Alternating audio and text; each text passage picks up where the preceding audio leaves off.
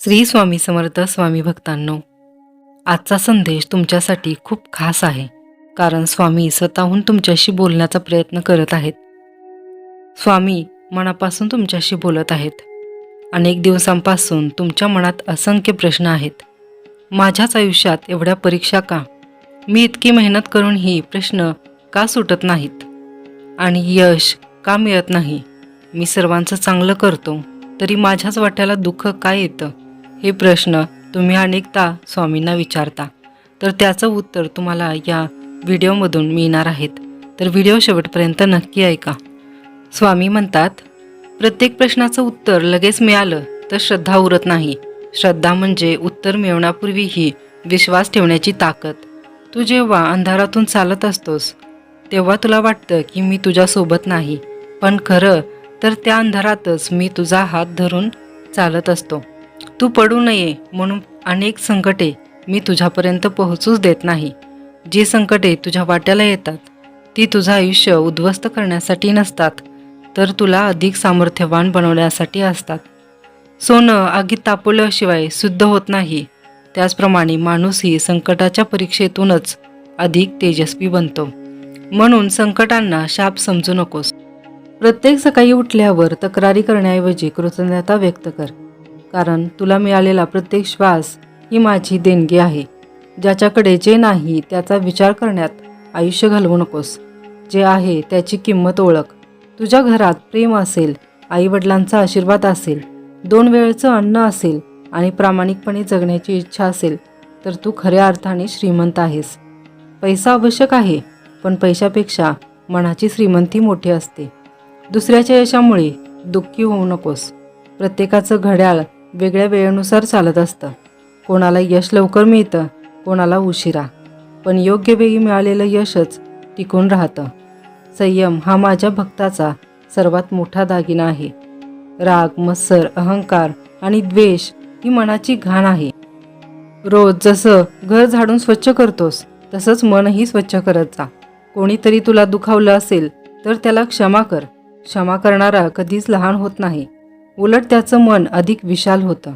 लक्षात ठेव, दुसऱ्याला दिलेलं दुःख परत तुझ्याकडे येतंच आणि दुसऱ्याला दिलेला आनंदही अनेक पटीने तुझ्याकडे परत येतो. म्हणून शक्य असेल तिथे प्रेम पेर, मदत कर आणि चांगले शब्द बोल.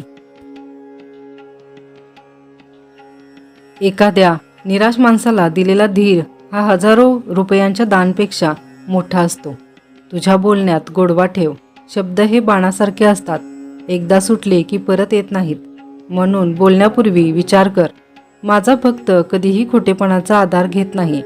स्वामी म्हणतात, सत्याचा मार्ग कठीण असतो, पण शेवटी विजय त्यांचाच होतो. आयुष्यात कधीही चुकीच्या मार्गाने यश मिळवण्याचा प्रयत्न करू नका. चुकीच्या मार्गाने मिळवलेलं सुख क्षणिक असतं, पण त्याची शिक्षा दीर्घकाळ भोगावी लागते. मेहनत कर, पण परिणामाची चिंता करू नकोस. जेव्हा तू प्रामाणिक प्रयत्न करतोस तेव्हा मी तुझ्या प्रत्येक घामाच्या थेंबाची नोंद ठेवतो. योग्य वेळ आल्यावर त्या प्रत्येक प्रयत्नाचं फळ तुला नक्की मिळेल. अनेकदा तुला वाटतं की तुझी प्रार्थना मी ऐकत नाही, पण लेकरा, मी प्रत्येक प्रार्थना ऐकतो. काही प्रार्थनांना मी लगेच उत्तर देतो, काहींना थोडा वेळ लागतो आणि काहींना नाही म्हणतो. कारण मला भविष्यात काय होणार आहे ते दिसतं. जे तुला आज चांगलं वाटते ते उद्या तुझ्यासाठी नुकसानकारक ठरू शकतं. म्हणून माझ्या निर्णयावर विश्वास ठेव. तुझं मन जेव्हा खूप अस्वस्थ होईल तेव्हा काही क्षण शांत बस आणि माझं नामस्मरण कर. स्वामी मंदिरात जितके आहेत तितकेच तुमच्या निर्मळ मनातही आहेत. स्वामींना मोठमोठ्या विधींपेक्षा प्रेमानं घेतलेलं नाव अधिक प्रिय आहे. तुम्ही जिथे आहात, जसे आहात तसेच स्वामींकडे या. दिखावा करू नका. स्वामी तुमचं मन पाहतात, बाह्य रूप नाही. तुमच्या आयुष्यातील प्रत्येक दिवस हा नवीन संधी आहे. कालच्या चुका आज सुधारा आणि उद्याची भीती आजच्या आनंदावर हावी होऊ देऊ नका. वर्तमानात जगायला शिका. तुमच्या आईवडिलांची सेवा करा. त्यांच्या आशीर्वादात स्वामींचा आशीर्वाद दडलेला आहे. गुरूंचा आदर करा, कारण ते ज्ञानाचा मार्ग दाखवतात. अन्नाचा अपमान करू नका. वेळ वाया घालवू नका आणि कोणाचाही विश्वास तोडू नका. विश्वास हा काचेसारखा असतो, एकदा तुटला की पुन्हा पूर्वीसारखा होत नाही. रोज स्वतःला विचारा, आज मी कोणाचं भलं केलं? जर उत्तर हो असेल तर समज स्वामींची पूजा साध्य झाली. लक्षात ठेवा, भक्ती म्हणजे फक्त माळ जपणं नाही. भक्ती म्हणजे चांगलं जगणं. मनात श्रद्धा, ओठांवर नाम आणि हातात सत्कर्म असेल तर तुम्हाला कोणतीही शक्ती हरवू शकणार नाही. म्हणून स्वामी म्हणतात, चिंता माझ्यावर सोपव. प्रयत्न स्वतः करत राहा. संयम कधीही सोडू नकोस. योग्य वेळ आल्यावर स्वामी तुम्हाला भरभरून देतील, ज्यांचा तुम्ही कधी विचारही केला नसेल. स्वामींची कृपा तुमच्यावर सदैव आहे आणि राहील. फक्त श्रद्धा ठेवा, सबुरी ठेवा आणि पुढे चालत राहा.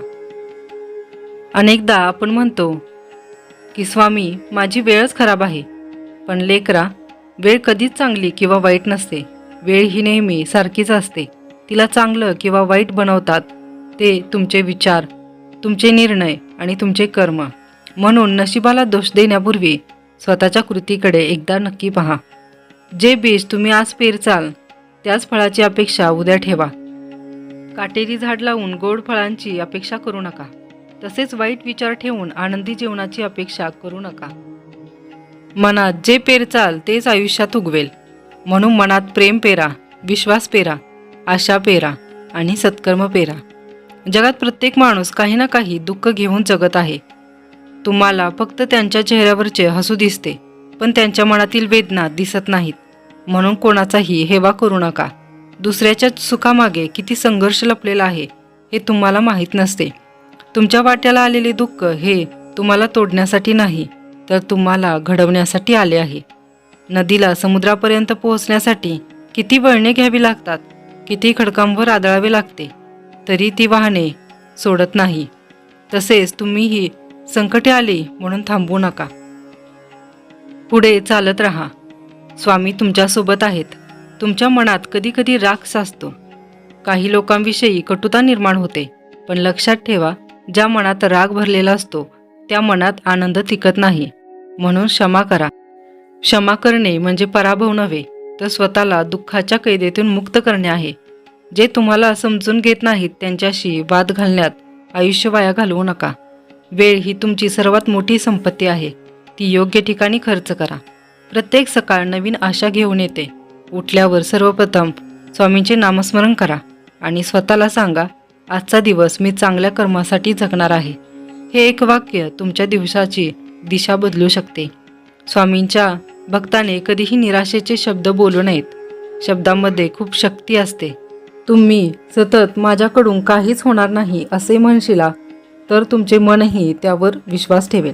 पण जर तुम्ही म्हणसाल, मी प्रयत्न करीन, स्वामी माझ्यासोबत आहेत, तर तुमच्या मनात नवीन ऊर्जा निर्माण होईल. म्हणून शब्द नेहमी सकारात्मक ठेवा. तुमच्या घरात प्रेमाची भाषा बोला. कटू शब्दांनी घराचे सुख नष्ट होते. आईवडिलांशी प्रेमाने बोला. जीवनसाथीचा आदर करा. मुलांना संस्कार द्या आणि मोठ्यांचा आशीर्वाद घ्या. घरात रोज काही क्षण एकत्र बसून देवाचे नामस्मरण करा. जिथे स्वामींचे नामस्मरण होते तिथे कलह कमी होतो आणि समाधान वाढते. लक्षात ठेवा, धन कमावणे महत्त्वाचे आहे, पण धन कमवताना माणुसकी हरवू नये. प्रामाणिकपणाने मिळवलेला थोडासा पैसा हा फसवणुकीने मिळवलेल्या मोठ्या संपत्तीपेक्षा श्रेष्ठ असतो. लोकांना फसवून काही काळ यश मिळेल, पण अंतःकरणातील शांतता हरवेल. स्वामींचा भक्त नेहमी सत्याचा मार्ग निवडतो. संकटातही सत्य सोडत नाही. तुम्ही केलेले प्रत्येक सत्कर्म स्वामींपर्यंत पोहोचते. एखाद्या भुकेलेला अन्न देणे, तहानलेल्याला पाणी देणे, निराश व्यक्तीला धीर देणे, वृद्धांना आधार देणे, प्राणीमात्रांवर दया करणे ही स्वामींची खरी पूजा आहे. स्वामींना मोठे दागिने, मोठा हार किंवा भव्य विधी नको आहेत. स्वामींना निर्मळ मन हवे आहे. तुमच्या मनात जर अहंकार आला तर समजा तुमच्या प्रगतीचा प्रवास थांबू लागला आहे. फळांनी भरलेले झाड नेहमी खाली झुकते. तसेच खरा ज्ञानी आणि यशस्वी माणूस नेहमी नम्र असतो. यश मिळाल्यावर गर्व करू नका आणि अपयश आले तर स्वतःला तिरस्कार करू नका. दोन्ही तात्पुरते आहेत. कायम टिकणारी गोष्ट म्हणजे तुमचे कर्म. म्हणूनच प्रत्येक दिवस स्वतःला अधिक चांगला बनवण्यासाठी वापरा. तुमच्या चुका मान्य करायला शिका. चूक मान्य करणारा माणूस कधीच लहान होत नाही, उलट तो अधिक मोठा होतो. दुसऱ्यांच्या चुकांवर बोट ठेवण्यापूर्वी स्वतःच्या मनात डोकवा. प्रत्येक दिवस स्वतःला कालपेक्षा थोडे अधिक चांगले बनवा. इतके केलेस तरी तुमचे आयुष्य सुंदर होईल. लक्षात ठेवा, स्वामी तुमच्याकडून अशक्य गोष्टींची अपेक्षा करत नाहीत. ते फक्त एवढेच पाहतात की तुमच्या मनात प्रामाणिकपणा आहे का, तुमच्या कृतीत प्रेम आहे का आणि तुमच्या श्रद्धेत स्थिरता आहे का. जर हे 3 गुण तुमच्यात दिसतील तर तुम्हाला कोणीही थांबवू शकत नाही. म्हणून स्वामी सांगतात, संकट आले तरी घाबरू नका, यश आले तरी विसरू नका, अपयश आले तरी थांबू नका आणि कोणत्याही परिस्थितीत स्वामींवरचा विश्वास कमी होऊ देऊ नका. स्वामी तुमच्या प्रत्येक पावलावर आहेत. तुम्हाला दिसत नसले तरी स्वामींचा हात तुमच्या डोक्यावर आहे. योग्य वेळ आल्यावर तुमच्या आयुष्यातील प्रत्येक अश्रूचे रूपांतर आनंदात होईल. फक्त श्रद्धा ठेवा, सबुरी ठेवा आणि चांगले कर्म करत राहा. स्वामींची कृपा तुमच्यावर सदैव राहील. श्री स्वामी समर्थ. हा संदेश तुमच्या मनातील प्रश्नांना उत्तर देऊ शकला असेल तर चॅनलला लाईक, शेअर आणि सबस्क्राईब नक्की करा आणि 2 स्वामी भक्तांसोबत हा शेअर नक्की करा.